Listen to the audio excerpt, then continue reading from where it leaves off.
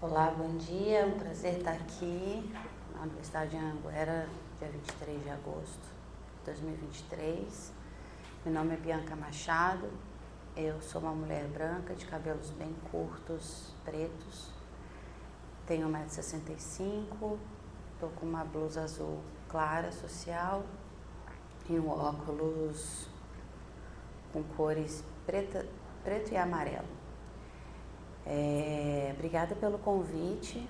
Eu sou, como foi falado na minha apresentação, né, de quem eu sou uma mulher autista de 38 anos, sou psicóloga e trabalho com adultos autistas, e a fala da Viviane me tomou muito. Fiquei pensando, será que eu vou conseguir falar depois da fala dela?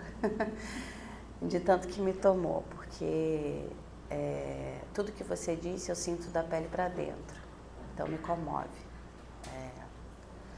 E obrigado pelo seu trabalho, e você está na direção certa, e que bom que esses pacientes encontraram você no caminho deles.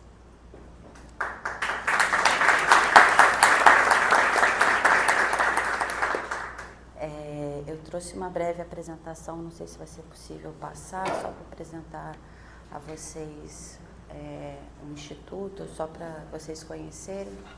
Eu falar um pouquinho do que a gente estruturou como trabalho, do que a gente imaginou que seria necessário e hoje importante. O INTE, ele nasceu da junção e de uma identificação e parceria de uma psiquiatra e uma psicóloga neurodivergente. Então, são duas mulheres neurodivergentes construindo um instituto para pessoas neurodiversas. Essa é a doutora Ana e essa sou eu. Ela é psiquiatra e médica clínica também, já trabalha há 14 anos também na clínica com autistas adultos.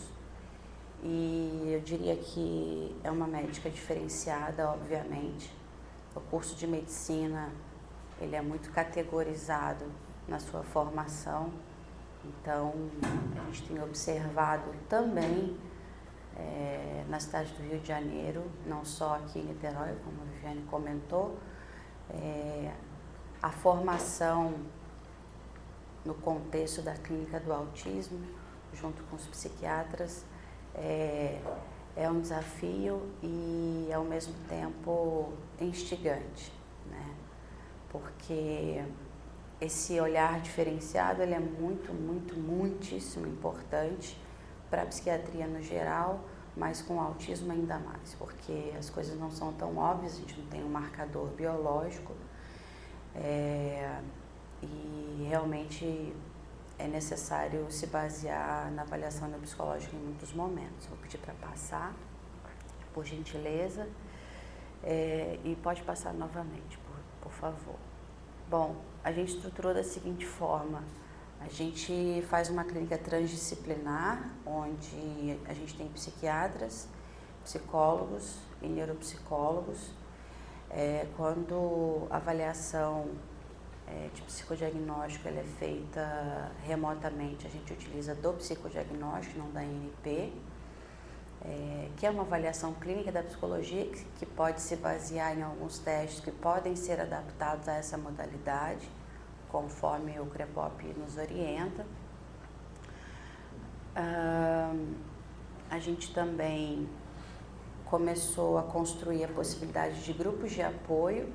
A gente jamais fala em grupo de habilidades sociais ou treino de habilidades sociais, isso aí é muito utilizado na infância. Não sei como as crianças saem depois disso, mas conheço um paciente que é fruto do ABA e ele tem dificuldade inclusive de ter a percepção daquilo que o incomoda sensorialmente, aquilo que o incomoda efetivamente socialmente, pelo fato de ter sido exposto abruptamente, constantemente, a situações que eram adversas para que ele se acostumasse, né? E hoje o que a gente pretende e quer fazer é que a sociedade consiga conviver com aquilo que é diferente, não o contrário. A gente precisa se adequar ao que a sociedade espera. Então a neurodiversidade ela existe, querendo ou não, e a sociedade que lute para evoluir enquanto sociedade, não é mesmo? A gente tem também acompanhante terapêutico, que é basicamente pacientes nível 2 e 3 de suporte, que são pessoas que têm maior necessidade de suporte para algumas questões individuais. Cada autista, ele é único.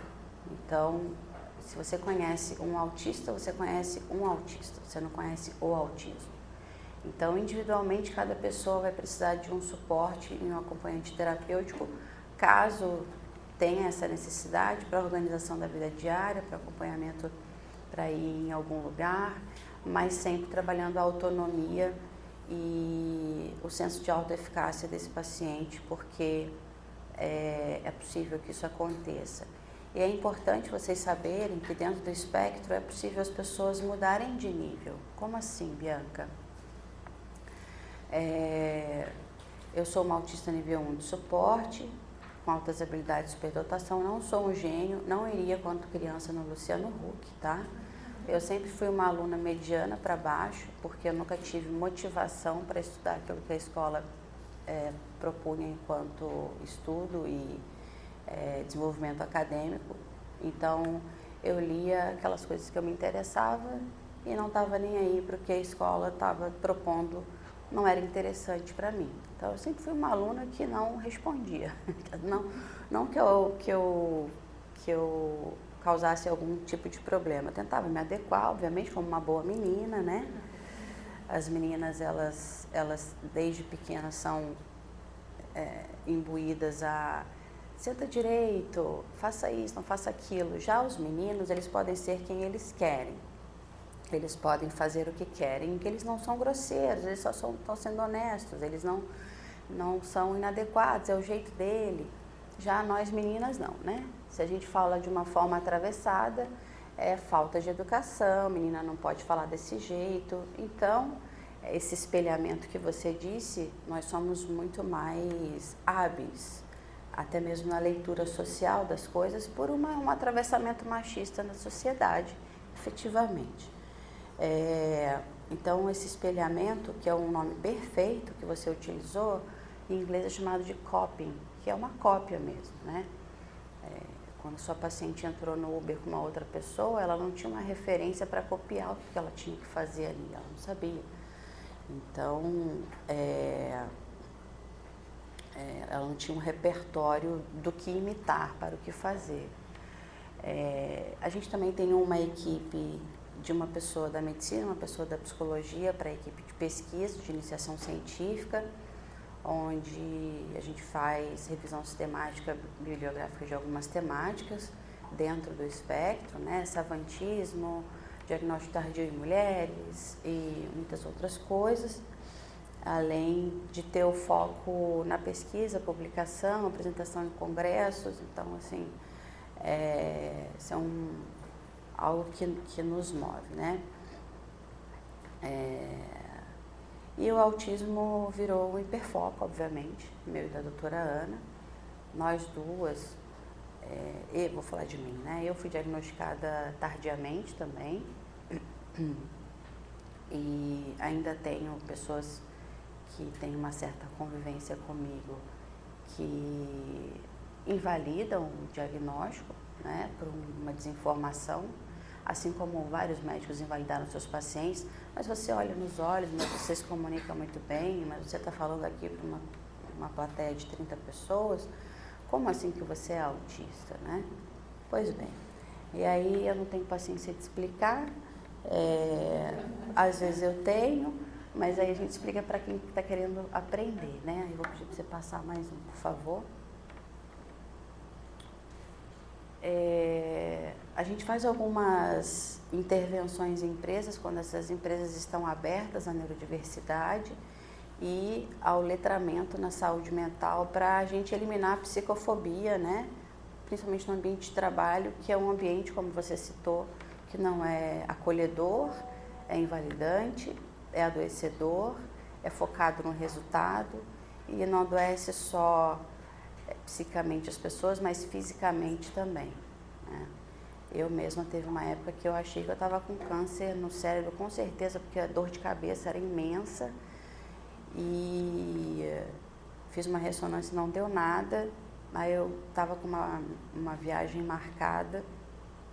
Aí eu falei, ferrou, não vou conseguir fazer trilha, nada disso, nada vai acontecer, eu vou sentir dor a viagem inteira. Eu fiquei nova assim que eu cheguei lá, era só estresse e contratura muscular e tensão relacionado ao próprio contexto de trabalho na época. Eu acho que pode passar mais uma, por favor. Ah, sim. Queria compartilhar com vocês que a gente aceita acompanhantes terapêuticos a partir de determinado período da psicologia, ali pelo 4º período para frente.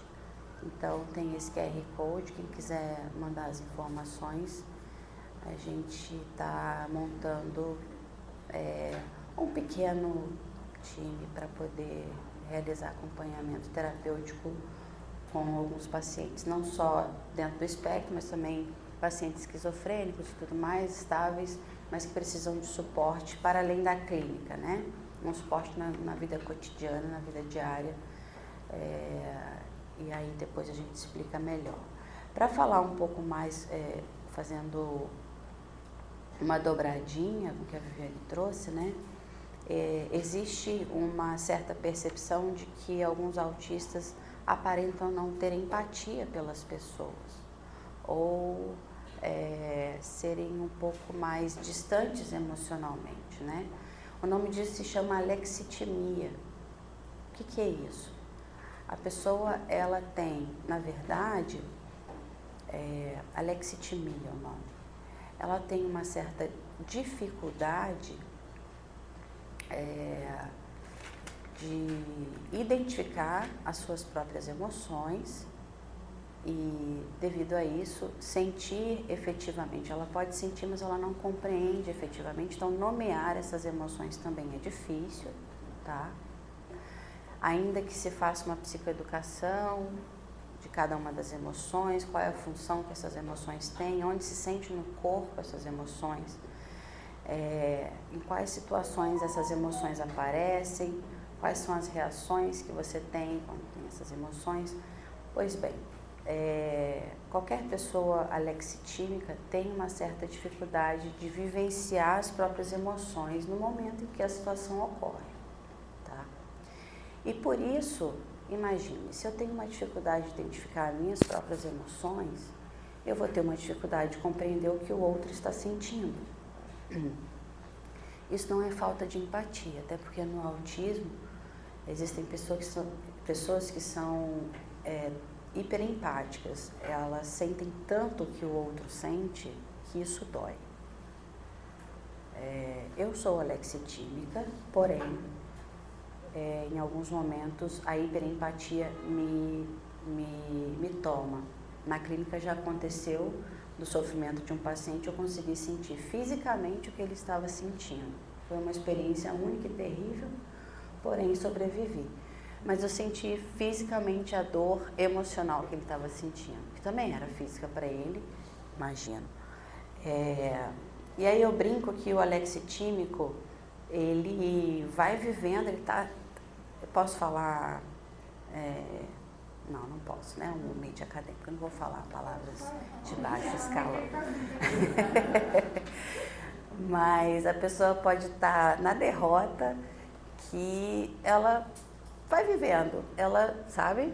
É como se ela conseguisse dar um gás a mais, mesmo que sem energia e mesmo que detonada emocionalmente. Ou então, ela pode passar por uma situação ou de trauma, ou de abuso, ou de bullying, ou de desrespeito, ou de violação, e só vai compreender que aquilo foi uma situação desrespeitosa e dolorida após, às vezes, um mês depois, muito tempo depois. É como se, de repentemente, fizesse um download das emoções, né? Um download meio retrógrado, assim. Aconteceu mês passado, e aí, por algum motivo, a pessoa foi comentar de tudo que aconteceu, e aí vem o download emocional, ela, putz, eu tô sentindo isso, parece que arrancaram uma perna de mim.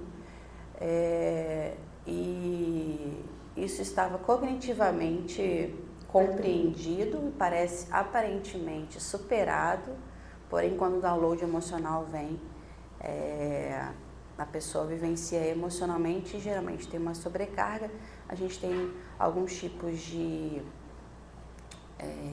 crises autísticas, né? A gente tem o meltdown, que são palavras em inglês porque muitos dos artigos são em inglês, né? Aliás, queria deixar uma observação. Eu acho que a sua orientadora do TCC, na verdade, ela não tinha capacidade de te orientar ou não tinha o interesse em te orientar a respeito do tema, porque artigos temos, principalmente na psicologia. Tá? Na medicina temos menos do que na psicologia. E a ANP é muito bem estruturada para fazer uma boa avaliação diagnóstica do autismo, sim, e apoiar o diagnóstico. Então, desculpa o sincericídio, mas como uma boa autista, eu falo aquilo que precisa ser dito. Ela não quis comprar o desafio, você acha, né? Eu também acho. O desafio talvez fosse maior do que o tamanho dela ou o esforço que ela queria empregar no assunto. Pois bem. Então, existe o meltdown. O meltdown é vivenciado individualmente por cada autista de uma forma diferente, em situações diferentes, em contextos diferentes e devido a sobrecargas diferentes também, né? Pode ser uma sobrecarga sensorial, pode ser uma sobrecarga emocional ou uma sobrecarga cognitiva, ou tudo isso junto. E a pessoa ela pode estar em meltdown, não perceber, ou ela pode ter uma crise de meltdown, que geralmente é uma crise mais externalizante. Então, pode ser um ataque de raiva, de fúria, pode ser muito parecido com uma crise de ansiedade, muito confundido, pode ser confundido com um ataque de pelanca, com um nervosinho,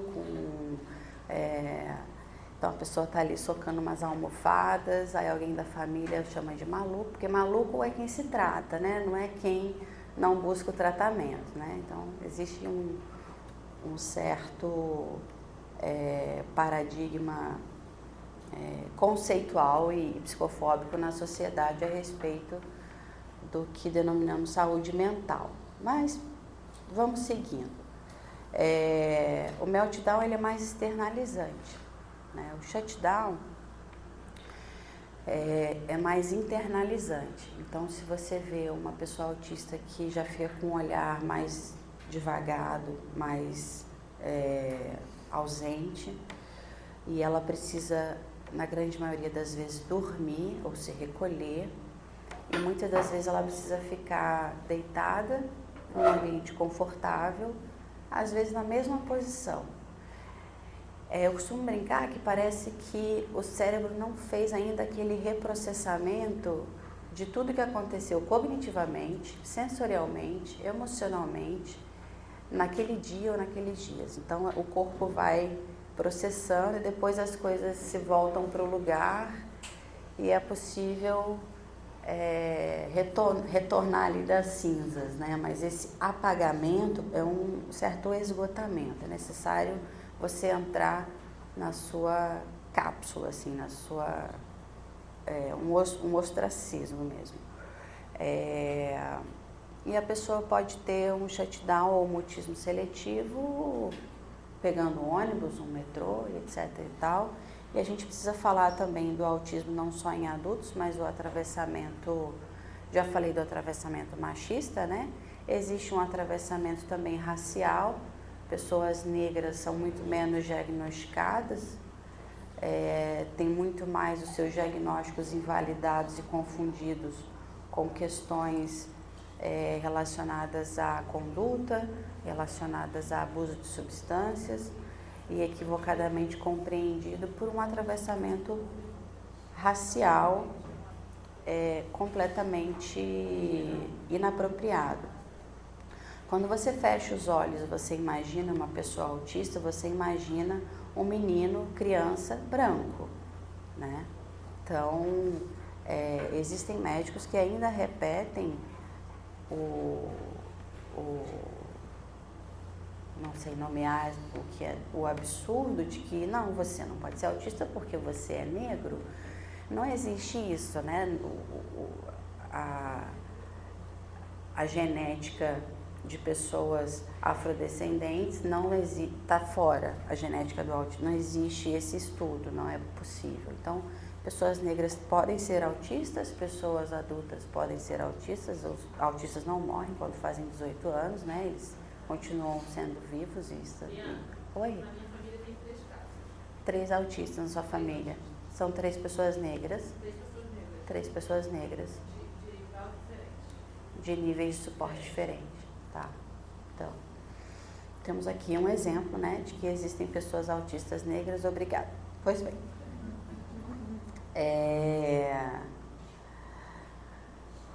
O que mais que eu ia falar?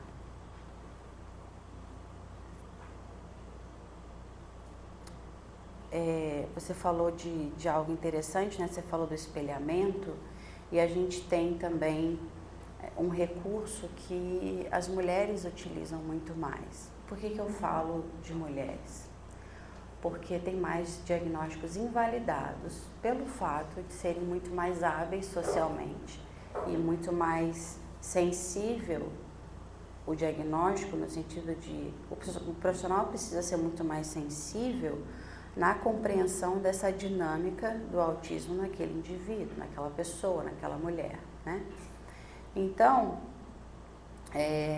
a mulher autista, ela é muito mais hábil para fazer o coping, que é esse espelhamento, o mascaramento também, que é mascarar a sua forma de ser efetivamente. É como se ela atuasse socialmente. Então, uma mulher autista, ela pode passar a vida inteira com vários grupos de amigos e diferentes atuações sociais, e ela é como se fossem vários personagens.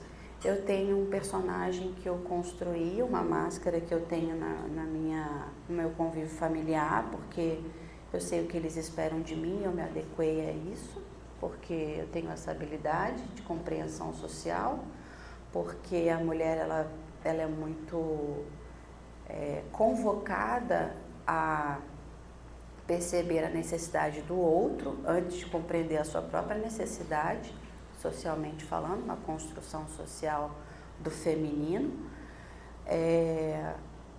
Pois bem, então, essa mulher ou essa menina, desde criança a gente vê a camuflagem, a gente vê o mascaramento em meninas autistas com altas habilidades desde os seus 5, 6 anos de idade. É muito comum isso acontecer e isso passa batido. E aí, por que o diagnóstico tardio? Quando você recebe um diagnóstico, enquanto autista, é como se você passasse a limpo toda a sua história e fizesse uma compreensão mais apurada de tudo que você viveu até aqui e que você não compreendia. E se isso não faz sentido para você, se você me escutou até aqui e continua sem compreender o sentido disso, pelo menos é possível viabilizar para essa pessoa uma autocompreensão para além de todas as máscaras que ela teve que usar, porque a máscara já foi tão utilizada, ou as máscaras, que faz parte da própria pele da pessoa. A pessoa, depois do diagnóstico, ela começa a compreender o que é máscara e o que é pele. E às vezes é difícil até de retirar essa máscara, porque ela já não sabe se é ela mesma ou se essa máscara que ela utilizou durante tanto tempo. Então, é um processo de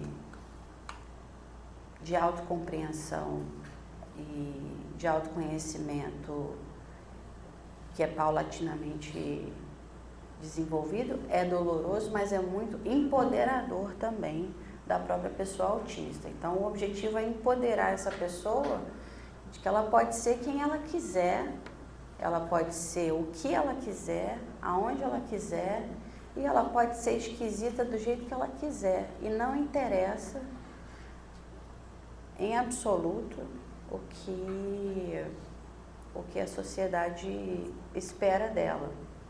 Porque durante a vida inteira, imagina a sociedade de um lado, família, amigos, tudo. E do outro lado da ponte, essa pessoa. A vida inteira ela fez esse caminho doloroso de cumprir essas expectativas sociais, né?